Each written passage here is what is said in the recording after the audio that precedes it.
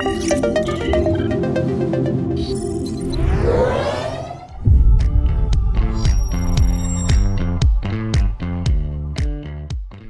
up, everybody? Welcome back to another episode of Bling Talks. Today we have an absolute all-star, John Carter from Jack Lewis Jewelers in Bloomington, Illinois. He just so happens to be the 2024 recipient of the Robert M. Shipley Award from the American Gem Society. Super honored to have you on here. Thank you so much for taking the time. Thank you so much. Yeah. Thank you. Thank you.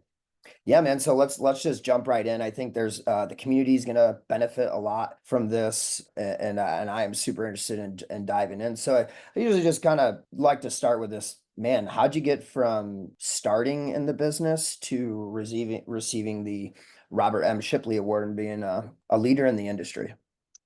Yeah, the Shipley Award is still, it's been 4 months, 5 months now, and I still am in disbelief that they chose me. It is such a humbling moment in your life. And my wife and I were just talking about this the other day at dinner. I still get emotional thinking about it if I talk about it in too much detail. I did my own podcast the other day, and I was reliving the story, and of course it made me cry. So it's this very humbling thing. It's not just being recognized by the people who you've come to most respect in your career, but it's the journey that's taken you to get there, right? And so in my case, I don't come from a generational family business. I mean, it is a generational family business, but it's not my family.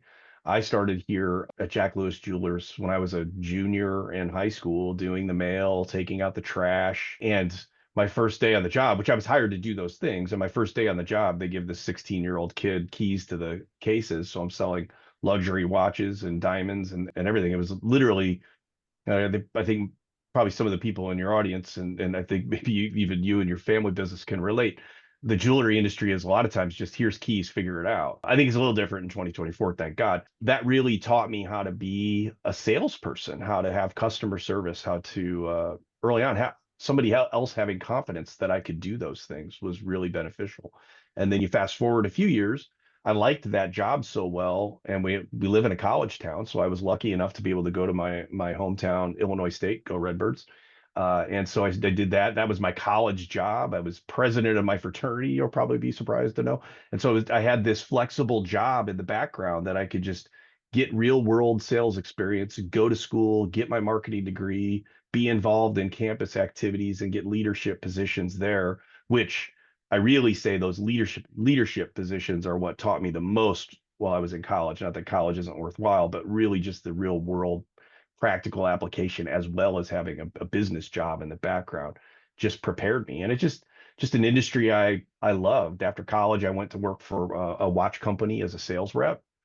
And I did that for 5 years. And then I was lucky enough to be able to come back to the store that I grew up in on an ownership track. And that would have been 2002.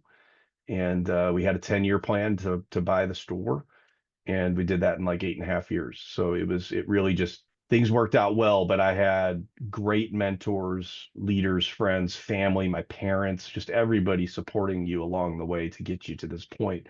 So then you fast forward that to a young man at my first American Gem Society conclave, taking it all in, being just around these people that I had read about or heard about, and just legends in our industry. Took it in for the first couple of years.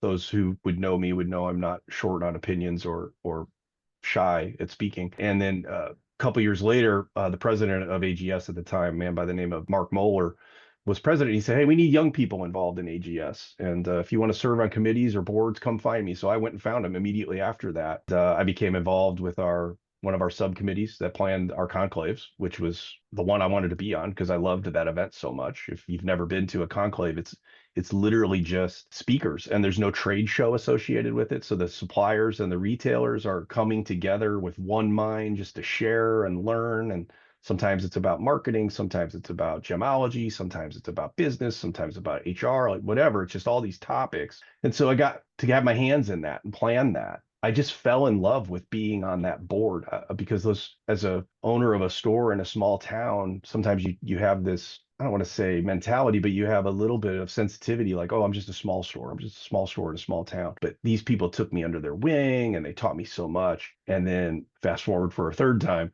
2024, I'm a Robert M. Shipley Award winner that, again, still can't believe it. It just is such an honor and such an emotional culmination of that journey.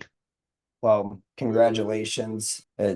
It's definitely an accomplishment. Just from the business side of what's been built, I think it's well deserved, and I'm sure personal character has a lot to do with it as well, and the relationships that you mentioned and all those type of things. And one thing I'm interested to, talk about with you is how you balance that personal touch in those relationships and still be able to grow a business, in a way that leverages technology and kind of is able to grow and scale without losing, that personal touch. So that's amazing. So I guess you would say, mentorship, relationships, and some of these organizations had a lot to do, communities, with the success, the growth, and igniting some of those passions for you.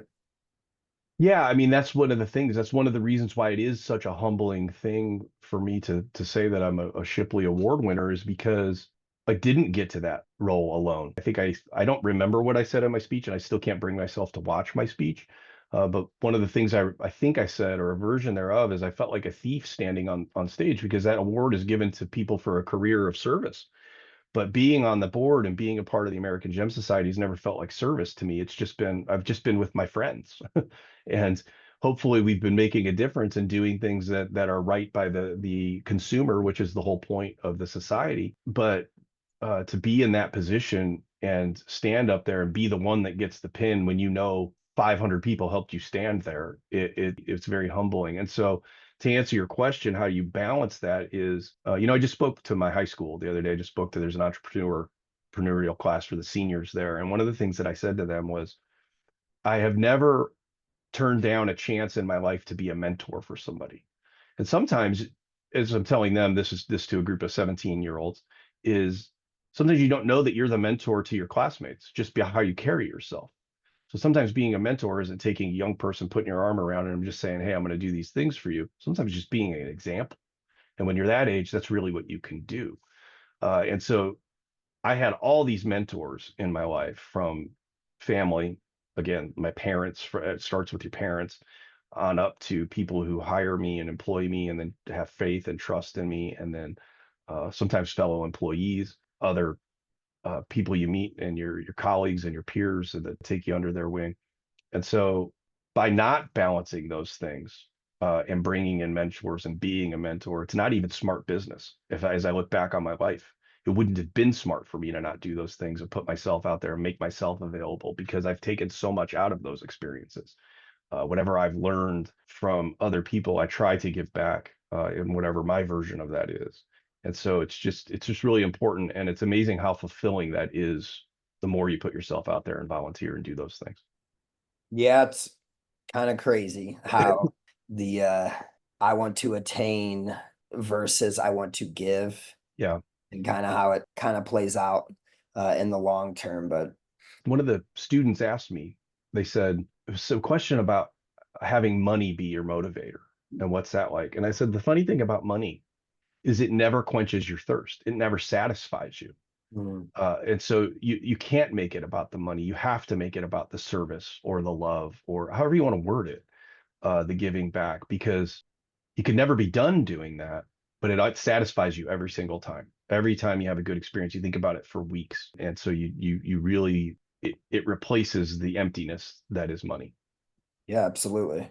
Absolutely. That's a good reminder for everybody. And it's true. I think it's 100% true. So thanks for sharing all that stuff. I would like to know, Jack Lewis Jewelers obviously is I think I saw well over 1,000 5-star reviews. So you definitely are doing some good stuff for the people in the community and the people that are walking into those doors. So what kind of, if you could pinpoint, because we run into this with a lot of the jewelers, and I just call it 1-800 syndrome. I've learned it from my own businesses, but definitely in jewelry retail, it's a problem. So, how have you guys, and your website says a lot of it, but how have you guys used technology and infrastructure and process and training to kind of and I'm not sure if you're in that 1-800, but I would assume not, kind of create that distance while also creating the customer experience to yield the type of 5-star results that not in customer service and experience that is obviously being delivered.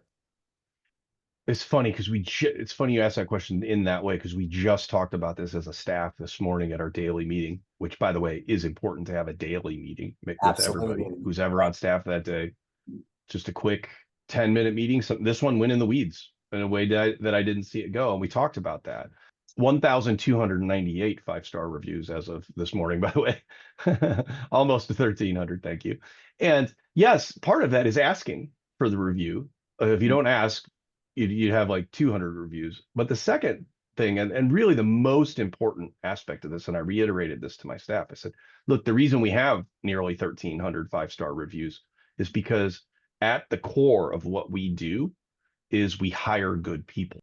And then the second part of that is you empower the good people to speak on your behalf. You hire, and I don't just mean good people as in like good salespeople or dynamic or whatever words you want to describe. I mean a good human being that Ooh. truly cares about the person in front of them. Because I said, we talked about sales and things like that in our meeting.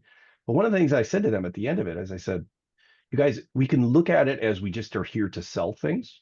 But I think a lot of times that we in our industry, and I'm a little bit more of a romantic about what it is that we do, but what we do as an industry matters to people. We help them celebrate things they're happy about or commemorate somebody that they miss.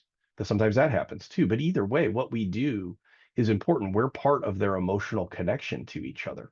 And so whether you're selling them a $50 necklace or a $50,000 diamond ring, it doesn't matter. I just want them to come here for it. And what at the basis of all of that, anybody can have a $50,000 ring. Anybody can have the $50 necklace, but not everybody has that collection of good human beings. And so that really is at the basis of what we do. And the reason that those 5-star reviews are genuine, right? It's a genuine experience. They're not farmed, they're not canned. It's just people we asked, how did we do today? Would you mind leaving us a review? It's very important for us.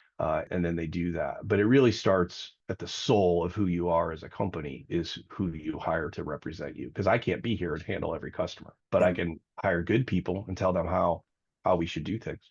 And your second part of your question was technology. The reviews are really essential. And but the technology is meaningless. Yes, we leverage all sorts of things. We have our own podcast called CarterCast, where it's me and Josh, and we talk and we use that as a way to reach out. But we were a little ahead of the game, I would say, probably about 10 years ago. We abandoned almost all traditional media and just went totally digital. And at that time, it was a lot of Facebook ads. It was a lot of Instagram was still kind of a baby then and not really instrumental. And I think we had maybe 500 followers on Instagram at the time, taking me this long even to get to 5,000 followers. Those things are important, but then really wrapping your head around Google and like how that's important. And our podcast is important for us because it allows us, we do 45-minute episodes, like similar to what you do. But we're creating these little YouTube shorts, these little 60 to 90-second bites that we can promote that help drive people to what it is that we do. And by doing that, you could talk about what's important to you as a company. You can educate people on diamonds, or you can educate people on the values that are instilled in your business or your people or whatever that is, something that suits you. But I think that's one thing that we've always done a good job of, whatever technology we've chosen, is we've always made sure that we had our own unique personality and what we were doing reflected us. And I wasn't just trying to copy what somebody else did because it was a good thing. I've had people ask me all the time, oh, I love what you did with this. Do you mind if I copy that? Or do you mind if I copy this? And I'm like, well, yeah, but that's not the point. I don't know a trademark on any of it or a copyright, but if it doesn't match your personality, then Correct. you shouldn't do it just because I did it, just because you liked it. It's like if I did something that was funny and you're not funny, don't do funny. Or if you're not emotional, don't do emotional. It has to match you, your business, and your personality. And I think that's where a lot of times, I'm sure you can appreciate this in marketing, you see people that just want to copy and see they saw something they liked, but you have to have your own identity. I mean, that's been everything. And I think you could say one thing about Jack Lewis Jewelers is we have our own identity as a Yeah. as a brand. And I find that to be very important. I could tell that right from the site, the brand identity, the brand personality, the way that the headlines are written is very personable. There's a brand personality there, 100%. You can see it from pretty much from the homepage. What I really liked, and I feel like a lot of people in the community may want to hear, or that I see them constantly struggling with, and this is typically your guys that are, I wouldn't say an exact number because some of these people are pumping in numbers and having elementary problems when it comes to automation and creating some space or reducing redundant tasks that are just completely unnecessary in this day and age. And a good example that may lead into that is a couple of things that I saw that we're doing really well. The events, they're on there. You can RSVP to them. They're all laid out. I really liked how you had your employees' calendars. So if somebody wants to book with an employee, you're empowering them, hiring them first, and then empowering them second. So as far as like the technology, the website built, I know that you built it yourself through another provider. Is it 100% customized, or is there any kind of CRMs or softwares or things that you guys are using, or did you pretty much customize all those and the calendar automations and things of that nature? You use plugins for things like that. I mean, there's calendar companies like Calendly. Is that Calendly? I think is the name of it. Setmore. We've used Setmore for the calendar function. What really has worked for us. Somebody in the marketing space challenged me one time on our old website. They said, "How easy is it to make an appointment on your website?" I was like, "Oh, I think it's actually quite difficult." And so when we redid our thing, Josh, who's my co-host on CarterCast, is also my marketing guy, and he brilliantly built our website. And Love it's it. no website is ever perfect, and you always hate your website after a couple of years, and things need to change because the way websites evolve and change. And so we'll have a new website, I would say, in the next year or so. But it's actually been pretty remarkable and tells our story rather uniquely. And one of the things that he asked me, so what's essential to you? I said, I want appointments on almost every page. I want somebody to have the opportunity to make an appointment. Maybe they're scrolling diamonds or engagement rings or diamond bracelets or whatever, but whatever that is, I want them to be able to not have to leave that page to make an appointment with one of our people. And then everybody has their own drop down. They can make it with whoever. They can make it with first available associate or whatever if they don't have a connection. And then I see that comes through and I filter it to whoever. I handle all of that personally. And then I match them with based on whatever the description is, who I think that goes best with. But I would say, might sound like a small number, but I probably get 50 to 75 appointments per month through the website. And that's just utilizing the people that are there. I mean, most of us in our industry are not huge in e-commerce. And probably not going to be. It's one of the reasons our industry has survived the internet competition so well. It's because people still want that personal relationship with us. I want to reinforce that. So the goal, remember, my goal for my website was not sell more things on the website. My goal was get more people in front of my very good people. And that has been the goal. And that's been key. I'm so glad you said a whole bunch of that stuff. Are these things you tell your clients? Like everyone's in different kind of situations. You have your under $2 million a year store where they have really not a lot of process. They don't really do the marketing. They forget the 4th of July stuff. They don't have a designer. It's just like they're just chilling, hoping Right. that changes overnight. And then the guys that we've worked with now, for a while, and they've started to generate a lot of the business and stuff. The issue really does become their conditioned retail mindset. It's like they're addicted to it and they can't get away from it, but it's the main source of reduced life equity is what I like to call it. We like to bring Oh, that's a not good term. grow the business, but Yeah. these are human beings with children and families. And a lot of these men and women, both whoever run it, they kind of suffer and they don't know how to get away from it, Right. but they're also so busy that they can't, so it's yes, this is a major issue that This I is see a this is people the that thing about our industry, right? Like I hear this a lot, and we just talked about this in our meeting this morning. This really isn't the type of business, especially if you own the business. You never really do get away from it. But my goal isn't to get away from it. And here's what I mean. If I'm on vacation with my kids and my wife, and I get a text at 6 a.m. when I'm up in our hotel room having a cup of coffee or whatever it is, and I get a text from a good customer that says my anniversary is on Wednesday. What do you have? Blah, blah, blah. Am I just going to ignore that person because I'm on vacation? Or am I going to say, hey, great.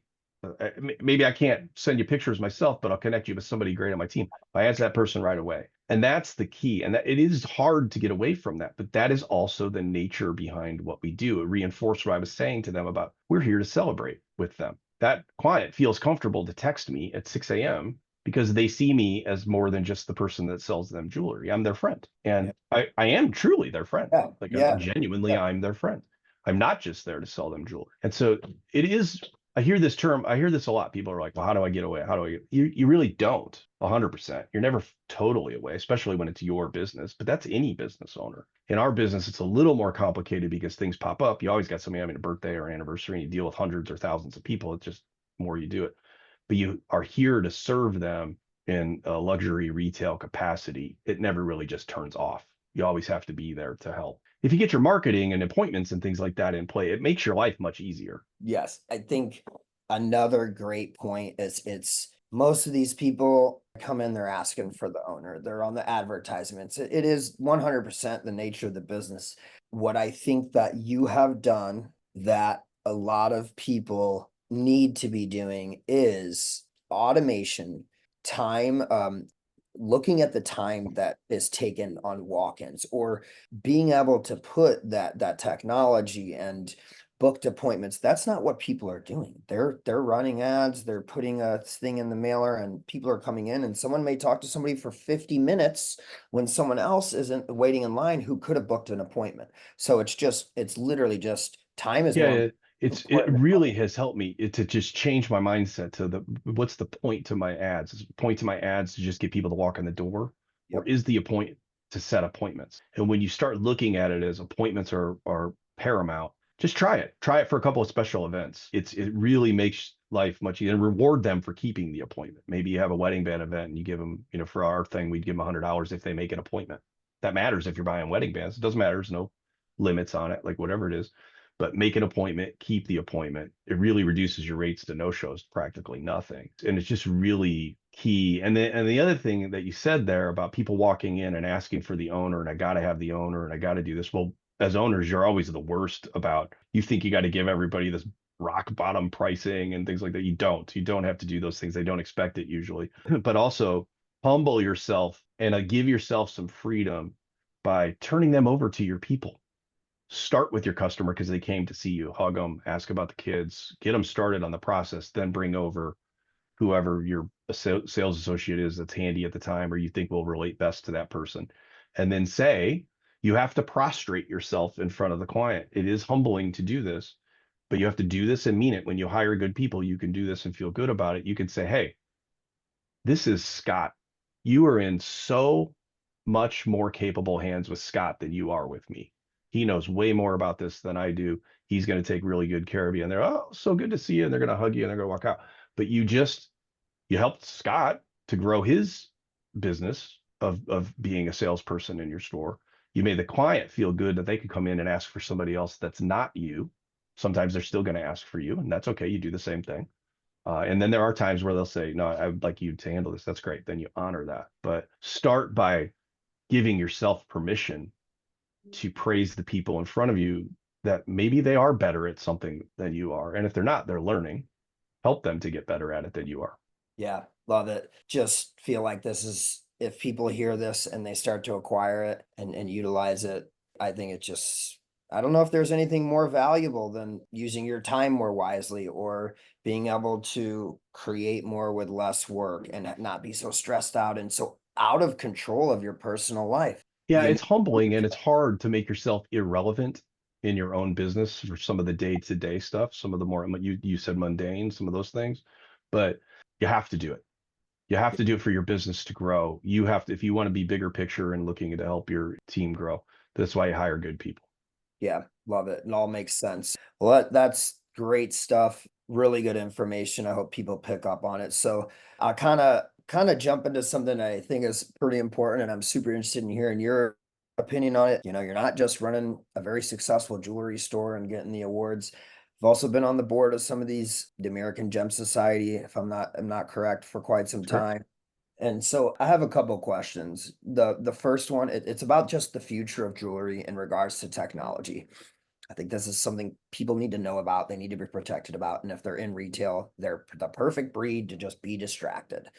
So, the future of jewelry, number one, if you don't mind touching on lab growns, I think your insight will be invaluable there. I did have one of the publicly traded lab grown diamonds was supposed to be on. We never got to interview them, but I'd love to hear what you got to say about the ups and the downs of lab growns. And then the next question will be about artificial intelligence, but let's just pop into lab growns for now. I have been one of the more anti-lab grown people probably in our industry, sometimes publicly, sometimes quietly. What has always bothered me about lab growns, and there's all sorts of philosophical opinions on this, and the people who are pro lab grown, I get annihilated on my own podcast for having opinions that differ from theirs. But what always bothered me was the disservice we were doing to the client by promoting lab growns when the price was up here. When we knew that the hard costs for most lab grown diamonds to grow them and cut them and everything was about $200 a carat. And when that 1 carat diamond was $3,500, which really wasn't even that long ago in the scheme of things, I don't know, what is that, 5, 6 years ago, that a 1 carat was probably in that range, $1,500, $2,000 less than a natural. Those diamonds today are about $200 to $400. And so that's really about what they always should have been. So I've always been an advocate of, I could say we've never sold a lab grown, but we didn't sell our first lab grown until last year because we were waiting for the price to become practically nothing because I felt like just wasn't a good service for me to be providing my client. And again, sometimes being in this trade means that you're being an advocate for your client on things that they come in the door asking for. Sometimes you're there to educate them. That's why they don't go to the internet. That's why they come to our stores. And all we would say was, this is why we don't do it. It's a declining value. I'm not saying buy it for this and then come back and sell it to me down the road later, because we all know you don't do that with a natural either, right? You don't pay $5,000 for a natural and then come back and sell it to me for $5,000. So I'm not making that disingenuous argument at all. But you can definitely talk about the declining retail value of that stone and not feel good about it. And that's just what bothered me about it along the way. So still to this day, we've sold very few. I worked very hard in those 5 years to stock my natural diamond inventory in a way that we didn't have to compete with with lab growns. I had different price points. I priced, I would put in a lower clarity, lower color, but have stuff that was still cut really well and looked pretty bright. That was the second key to it. And then having a staff that just knew and understood your philosophy on it. And that was on board. So for me, I think anybody that says lab grown won't have a future in our industry is probably not being honest. I think it'll always have a place. But flame fusion rubies and things like that have been around since the late 1800s. Do people still want natural rubies? Yeah, they still buy natural rubies. Do they still buy flame fusion rubies? Sure, they do. I don't think it'll ever fully replace a natural diamond. I think you'll lose occasional sales to it. But when you're talking about a 1 carat now being $200 instead of $5,000 for a natural, they really aren't competing with each other at that point anymore, are they? Maybe in fashion, maybe in smaller goods. But for me, it's I don't know that customer that wanted to spend $5,000 to get engaged is not just going to all of a sudden walk into the store and say, okay, I'll spend $250 on a 1 carat and $500 on the mounting. I'll call it a day. That's not competition. Now, that might be somebody that walked in the store with $1,000 budget and you're helping them accomplish that with the lab grown. That's a different conversation. They will live together, but I don't think the argument all along has been lab grown is going to replace natural, and I've never agreed with that. Yeah. Thank you. Thank you for sharing that information and that insight. Yeah, it's one of those weird things where the community divided is where the vulnerability comes in. It's kind of, I could relate it to AI in the digital marketing business because it's kind of like your superpower and it could be your kryptonite at the same time. Yeah, people are angry on both sides of it. It's like Yeah, politics. It's yeah. the politics of our industry is the lab grown issue. Yeah, I think that there's definitely there are probably two buyers. I mean, there's not a guy, and there's who they're giving it to is also probably a little bit different. Like there's a lot of girls who are like, "You bought me a lab grown diamond. Like, what am I supposed to tell my girlfriends?" You know. So I guess we'll just have to see how it plays out. But I think, A lot of times that decision is driven by the recipient though. Sometimes they say, I don't care, don't want a natural, don't want a natural. That's fine. Our job at our side of the counter is not necessarily determine what they do and don't want. Our job is to educate them and tell them these are the definite cons, truthful cons. These are the definitive pros. The main pro is what? Price, right? yep. But that's it. Yeah, they're graded correctly, and there is Well, some then that's a whole thing. Like selling points to it for sure. we There's some take no definite we selling take nomenclature that's used to describe rarity in naturals, and we use it to describe something that could be made, a million times, always the same, Yeah, give or take, right? got it. And so to me, even the nomenclature doesn't shouldn't even be the same. But again, I've been pretty hard line on them that way. Yeah, I'll just tell you, I interview quite a few people, a lot of different ones. It usually is around like, oh, we're actually selling about like 30% lab grown. So I think in the end, and you're similar to, actually like my brother Mike, Yep. he's like, no, naturals aren't going anywhere. It's a fad. It'll go up, it'll go down. So it's really helpful for me to get your opinion on that. I think the community should hear it. So, thanks for I think given the current pricing, it's not even as controversial as it used to be. I think given the fact that it's, a couple $100 a carat, people kind of come to accept. It's always going to be a role for it. You yeah. can always find a usage for it. Like somebody walks in, we had a client one time, they wanted a diamond that weighed, they're both math people. They wanted a diamond that weighed 3.14 carats. Okay, let's see if I can find a lab grown. We found 30 that weighed 3.14 carats because they wanted a diamond that was pi. It was super easy, great, okay, cool. That was a good usage for that. Whereas if you tried to find a 3.14, it was probably a 320. You had to cut down unless you just magically found one. So there are uses for it in certain situations, and in that case, they wanted to spend like $700, or I don't remember what the diamond was at the time, Different. maybe $1,000 or whatever. You can't do that with natural. So that again, but that's not competition. That's its own product segment. It's no more competition than it would be me selling a ruby ring for a 30th anniversary or me selling a natural diamond ring for the 30th anniversary. They're just options at that point. Makes sense. Thank you. All right. So the other thing I'd like to end this is definitely where I have been spending lots of hours, days and nights for a long time. Of course, I've used AI algorithms Hmm. for the last 10 years because that's what Google and Facebook and all these different technologies, they've always had AI in the background. But how have you guys, I would say you personally as a leader, have you invested or really looked into AI in the jewelry business? And there's a couple facets of it. There's the manufacturing, there's the designing, and then there's the business operations and things that can kind of play in there. But just like, I guess you could just tell me like on a scale of 1 to 10, or you could go into further detail of, what do you know about AI? What do you think about it?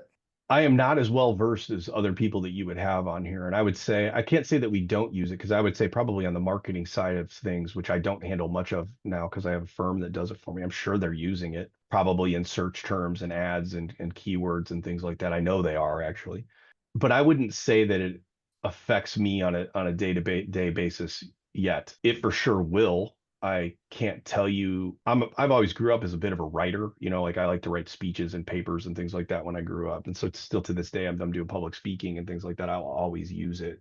Will use my own verbiage when I do something, but I can't tell you the number of my friends that use it to write.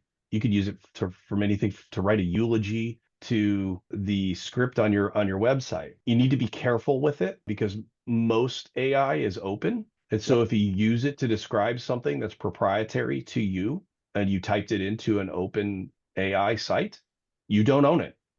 If you got that verbiage from that site and it becomes an integral part of your website or, a custom product or an exclusive product that you have in your store, you're exposing yourself to the risk of having no licensing or rights to that piece.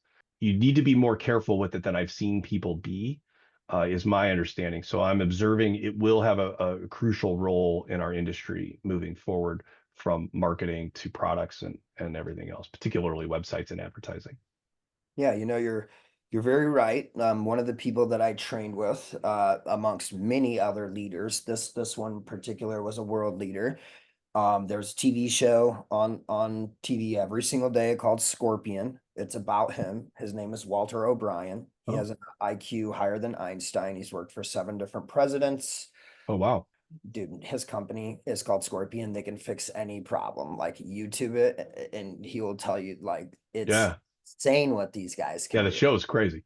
Yeah, so anyways, I trained with him. I did over 3 hours of training with him, and we talked about the dangers of AI. They are 100% real, and I won't even go into like the type of stuff, and I'm aware of it because I've been working with it.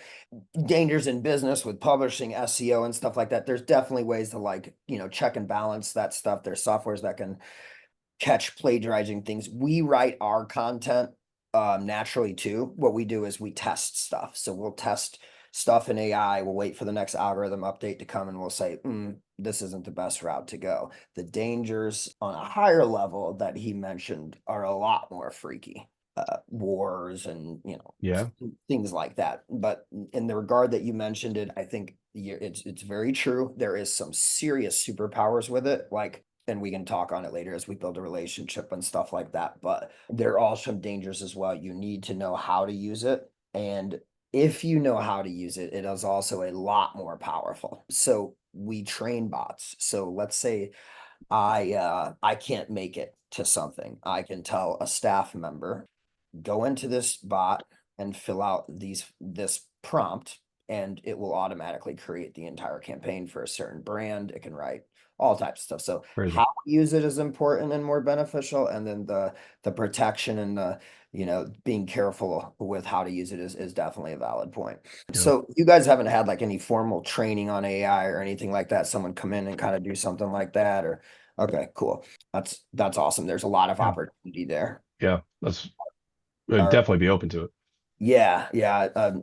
I got some cool stuff. I'm just super passionate about it. You ever seen Yeah. No, it was good. the Bradley Cooper movie Limitless, where he takes Yeah. that pill? That's Yeah. that's how I feel in the mornings. I Well, can. you're ahead of the curve on it. I mean, wasn't it like a year and a half ago where it was like Elon Musk and all these tech billionaires, they all signed a letter basically saying like we need to like slow AI down. Do you remember that? Yep. And nobody has.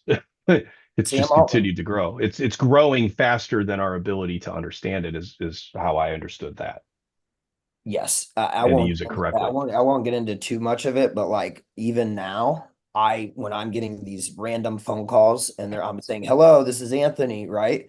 They're scammers. They're taking my voice and they can just regurgitate it. I'll give you an example. Crazy. I had a friend's mother pass away. Yeah, no, I've heard. Yeah, I had a friend that's happened. I was in the car with her when it happened. Go ahead, tell it, tell it. Yeah, and then he was like, "I want to send like a message," and I was like, "Well, I need some of her audio." So I went through all of the voicemails and I recreated her voice and I wrote a beautiful message from the deceased mother to the Oh man, well, I don't want to get too much into that. I want to kind of keep into this, but that's crazy. it's a whole nother world. So I have a couple other, and then we'll kind of wrap it up. I know you're busy, and but As this are has you? been outstanding. So I just kind of want to talk about the hardest, like let's talk about big challenge and then what was kind of a major challenge for you. It could have been something personal that was attached to the business or just strictly the business, but a major challenge. I'll leave it at that. And then the next question is most likely going to be about like what's worked the best for you? Like what's your killer campaign? What did we do that just crushes it? So hard times first, good times second. I think the most challenging times for me were probably the first couple of years that I owned the business. So my business is almost 100 years old. So it's a third, I'm the third generation to own it, but non-family, of course, like I said earlier. And when you own a multi-generational business, particularly one that's old, you get both the good and the bad legacy of that. And the good is it's established. There's not, in my town, there's one of the oldest businesses still around, right? And you become part of your community. The bad was maybe there was an employee in the 1960s that was not nice to somebody's grandmother, and they still remember that, and that gets, tossed down the years. So to me, some of the difficulty was changing the perception, although a proud legacy for sure, but was correcting some of those relationship issues that never had anything to do with me personally. And so it was infusing my personality into my business. And again, going back to just hiring good people that care about people, because I truly love people. Like I am, as I always say, COVID was hardest on us extroverts because we just wanted to be out and hug people and, help them pick out the perfect piece. It was really depressing for us. Whereas somebody who's a little more of an introvert, you could have stayed inside for 5 years and you wouldn't have cared.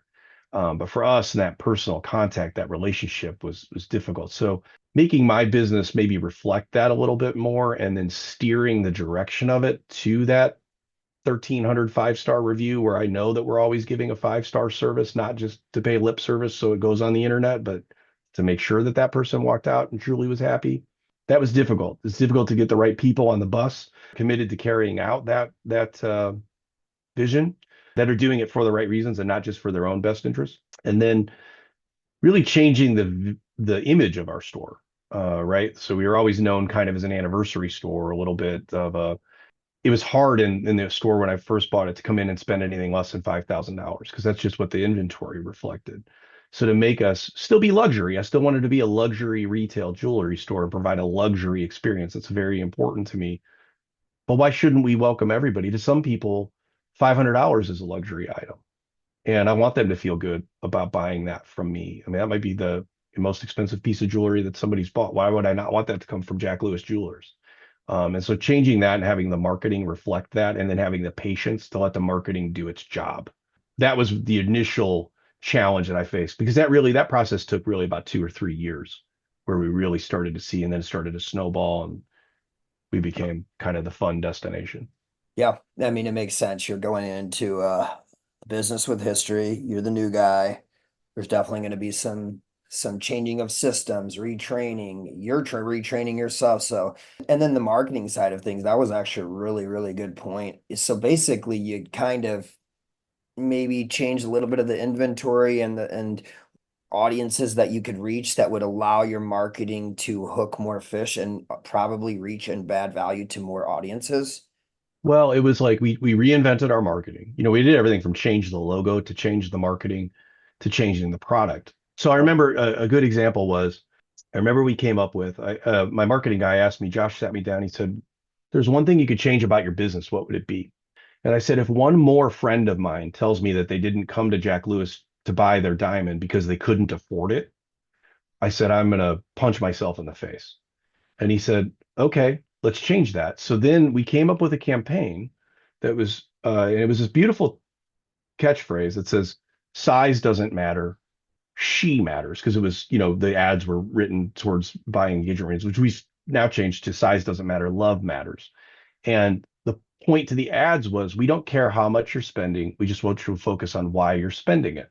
So you could spend $400 on an engagement ring, or you could spend $4,000. But the key to that was, then I also had to have $400 engagement rings that people could walk in and buy, right? And so that we came up with a whole program of these rings, and we didn't sell a ton of those rings, but it set the right message that, oh, this is a place that I can go on. I won't be judged. I'll feel welcomed. They'll if I tell them my budget's $1,000, they're going to do their best to help me spend $1,000 or less, and we do that. That's part of how our people are trained, not just to try to get somebody up to the next level. So that really results in relationship building. That one little campaign really to this, 13 years later has helped us evolve and continue to build these relationships with people that are truly lifelong clients. Some of them third, fourth generation clients for my business, but some of them brand new.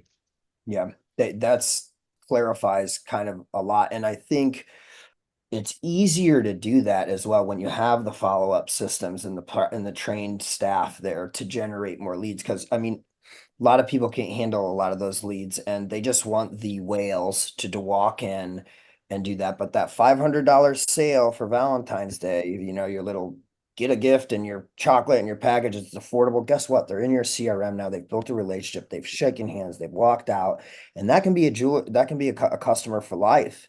And it's And a difference between hiring sales professionals and hiring bird dogs, people who just want to bird dog to get the expensive sales.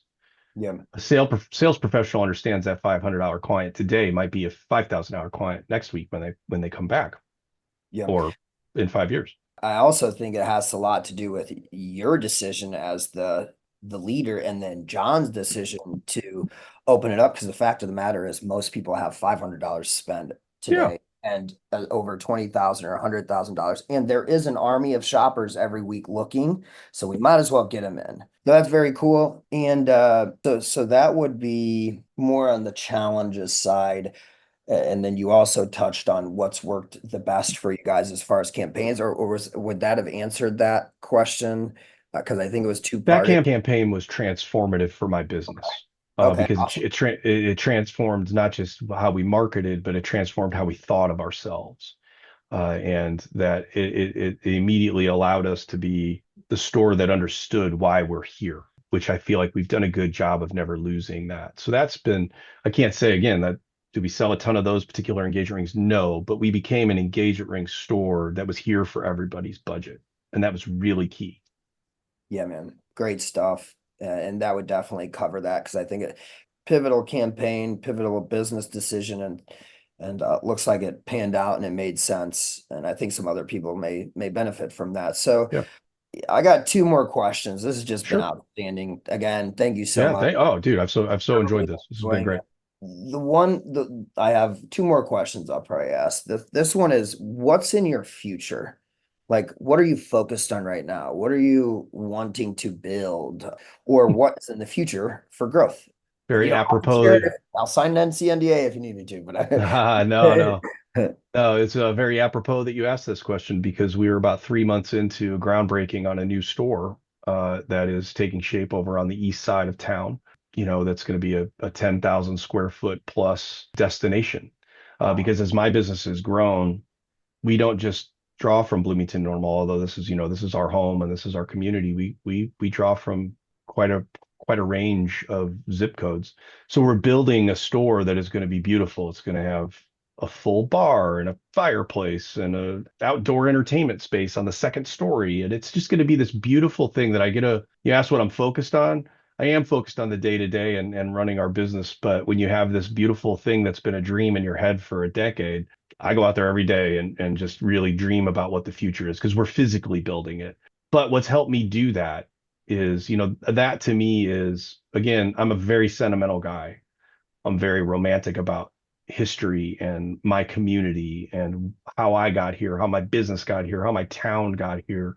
And so this is an investment from Jack Lewis Jewelers to our community for supporting us for 100 years.